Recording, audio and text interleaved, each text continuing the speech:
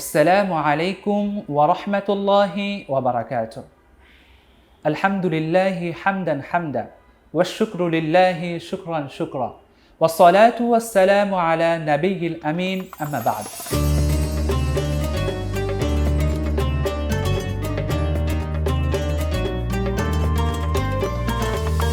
প্রিয় দর্শক, কাছে বা দূরে, দেশে বা প্রবাসে, যে যেখান থেকে বসে দেখছেন আজকের এই সুন্দর আয়োজন, সকলকে জানাচ্ছি বার্তা 24-এর পক্ষ থেকে সাদর আমন্ত্রণ।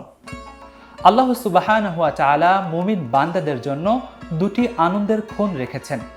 একটি হলো ঈদুল ফিতর, আরেকটি হলো ঈদুল আযহা। এই দুটি ঈদ রয়েছে বান্দাদের জন্য, যেটি বান্দারা অত্যন্ত আনন্দ চিত্রে সময়টা উপভোগ করতে থাকে।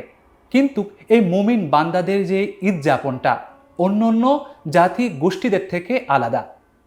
তারা এই ঈদ যাপন করে থাকেন আল্লাহ তাআলার তাসবিহের মাধ্যমে, অর্থাৎ সালাত আদায়ের মাধ্যমে। তাই আল্লাহর পয়গম্বর আলাইহিস সালাম হাদিসে মুবারাকার মধ্যে ইরশাদ করেছেন, ইন্না আউওয়ালা মা নাবদাউ ফি ইয়াউমিনা হাযা আন নুসাল্লি। আমরা এই আমাদের আনন্দের ক্ষণকে শুরু করব নামাজের মাধ্যমে, আমাদের আনন্দ প্রকাশ করব নামাজের মাধ্যমে।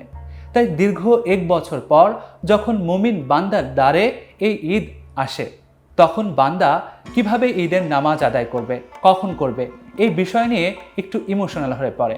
সেই সমস্ত বিষয় নিয়ে আমরা আজ আলোচনা করব ইনশাআল্লাহ। ঈদের নামাজ কাদের উপর আবশ্যক, কাদের উপর ওয়াজিব করা হয়েছে? ঈদের নামাজ ওই সমস্ত ব্যক্তিদের উপরে ওয়াজিব করা হয়েছে যারা প্রাপ্ত বয়স্কে পৌঁছেছে, যাদের উপরে জুমার নামাজকে ফরজ করা হয়েছে।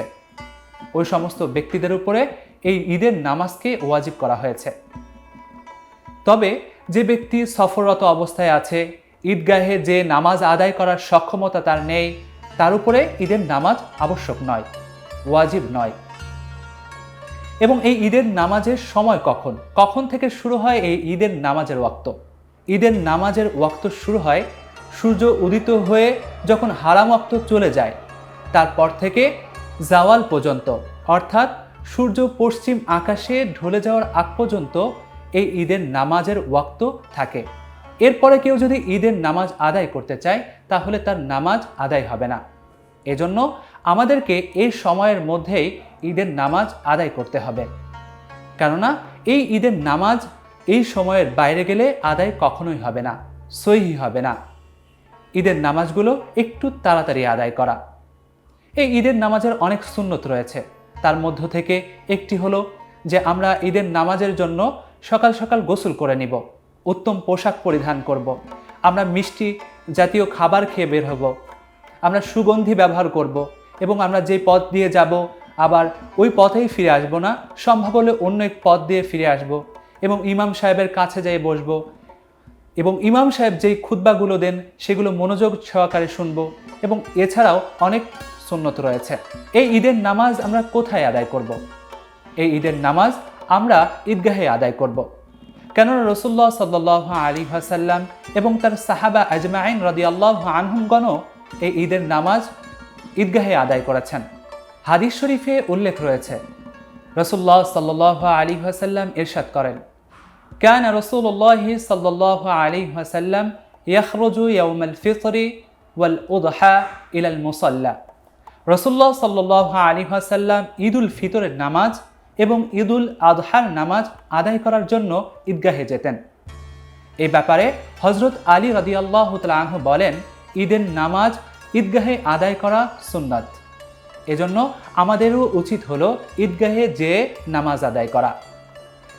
তবে ঈদগাহে যদি নামাজ আদায় করতে সক্ষম না হয়, যদি জায়গার ব্যবস্থা না থাকে, তাহলে সেটা আমরা মসজিদেও আদায় করতে পারি, তাতে কোনো সমস্যা হবে না ইনশাআল্লাহ। এখন আমরা ঈদের নামাজের জন্য কি নিয়ত করব? আরবিতে নিয়ত করব নাকি বাংলাতে নিয়ত করব? আমাদের অনেক ভাই দেখা যায় আরবিতে নিয়ত করতে করতে একেবারে ক্লান্ত হয়ে পড়ে। তো ঈদের নামাজের জন্য যেই নিয়তটা আমরা করব সেটা বাংলাতে করলেও হবে, কোনো সমস্যা নেই। এছাড়াও অন্য অন্য আমল যেগুলো রয়েছে এবং যে সমস্ত ইবাদতগুলো রয়েছে, যে সমস্ত নামাজ রয়েছে, সেগুলোও আমরা মনে সংকল্পর মাধ্যমে নিয়ত করতে পারি। কেউ যদি এই বিষয়ে তুষ্ট না থাকে, তাহলে মনের নিয়তের সঙ্গে সঙ্গে মুখেও তা আদায় করতে পারে বা উচ্চারণ করতে পারে, এতে কোনো সমস্যা নেই। তো আমরা আরবির নিয়ত মুখস্থ করার দিকে ছুটব না, আমরা বাংলাতেই নিয়ত করব, সমস্যা হবে না ইনশাআল্লাহ।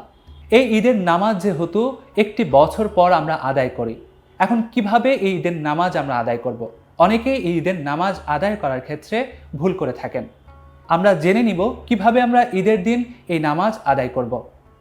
এই নামাজ আদায় করার ক্ষেত্রে প্রথম নিয়ম হলো, আমরা যখন ইমামের পেছনে দাঁড়াবো, প্রথমে তো মুখে মুখে নিয়ত করে নিব যে এই ইমামের পেছনে আমি ঈদের নামাজের নিয়ত করছি, এভাবে নিয়ত করলেই হয়ে যাবে। তারপরে আমরা আল্লাহু আকবার তাকবীরে তাহরিমা বলবো, তাকবীরে তাহরিমা বলে আমরা হাত বাঁধবো। হাত বাঁধার পরে আমরা সানা পড়ব, যে কোনো সানা আমরা পড়তে পারি, নামাজে যে সানাগুলো পড়ি সেটাও পড়তে পারি। এই সানা যখন আমাদের আদায় শেষ হয়ে যাবে তখন আমরা আবার আল্লাহু আকবার বলে হাত উত্তোলন করব কান পর্যন্ত। এই আল্লাহু আকবার বলে হাত উত্তোলন করার পরে আমরা হাতকে ছেড়ে দিব, আবার আল্লাহু আকবার বলে দ্বিতীয়বার হাত উত্তোলন করব, করে আমরা আবার ছেড়ে দিব। তৃতীয়বার আল্লাহু আকবার বলে আমরা যখন হাত উত্তোলন করব, তারপরে আমরা এই হাতকে ছেড়ে না দিয়ে এবার বেঁধে ফেলব। বেঁধে আমরা আমাদের কেরাতগুলো সম্পূর্ণ করব, তারপরে রুকু সেজদাগুলো সম্পূর্ণ করে আবার দ্বিতীয় রাকাতের জন্য দাঁড়িয়ে যাব। সূরা ফাতিহা পড়ব এবং এর সাথে অন্য একটি সূরা মিলাবো। যখন আমাদের দ্বিতীয় রাকাতের সূরা মিলানো শেষ হয়ে যাবে তখন আমরা আল্লাহু আকবার বলে আবার হাত উত্তোলন করব, করে আমাদের হাতকে আবার ছেড়ে দিব। আবার দ্বিতীয়বার আমরা আল্লাহু আকবার বলে হাত উত্তোলন করব, হাত উত্তোলন করে আমরা আবার ছেড়ে দিব। আবার তৃতীয়বার আল্লাহু আকবার বলে হাত উত্তোলন করব, করে আবার ছেড়ে দিব। যখন চতুর্থ আল্লাহু আকবার বলবো, চতুর্থ তাকবীর বলবো, তখন আমরা রুকুতে যাব। এই বলে রুকুতে গিয়ে আমরা আমাদের নামাজ অন্য নামাজের মতোই শেষ করব। এই হলো আমাদের ঈদের নামাজের নিয়ম। এই ঈদের নামাজ আদায় করার ক্ষেত্রে আমরা কোন সূরাগুলো পাঠ করব? আসলে ঈদের নামাজ আদায় করার ক্ষেত্রে কোনো সূরা নির্দিষ্ট নেই, তবে রাসূলুল্লাহ সাল্লাল্লাহু আলাইহি ওয়াসাল্লামের এই ঈদের নামাজ আদায় করার ক্ষেত্রে একটি বিষয় দেখা যায়, তিনি ঈদের নামাজ আদায়ের ক্ষেত্রে সূরাতুল আলা এবং সূরা গাশিয়া পাঠ করতেন। এছাড়াও আমরা যদি অন্য সূরা দ্বারা আদায় করে থাকি নামাজকে, তাহলেও আমাদের নামাজ আদায় হয়ে যাবে, কোনো সমস্যা হবে না ইনশাআল্লাহ। আমরা এই ঈদের দিনগুলোতে যে সমস্ত নিয়মগুলো শুনলাম সেগুলো আমল করার চেষ্টা করব ইনশাআল্লাহ, এবং এই ঈদকে একে অপরের সাথে ভাগাভাগি করে নিব। যারা অসহায় আছে তাদের দিকেও লক্ষ্য রাখবো, যারা আমার পাড়া প্রতিবেশী আছে তাদের দিকেও লক্ষ্য রাখবো, যারা আমাদের গুরুজন আছে তাদের দিকেও লক্ষ্য রাখবো। সবাইকে নিয়ে আমরা আমাদের এই আনন্দের মুহূর্তটা উদযাপন করব ইনশাআল্লাহ। আল্লাহ তাআলা আমাদের প্রত্যেককে এই যে সামনে ঈদ আসছে, এই ঈদের দিনটাকে সুন্দরভাবে আনন্দের সাথে কাটাতে পারি সেই তৌফিক দান করুন।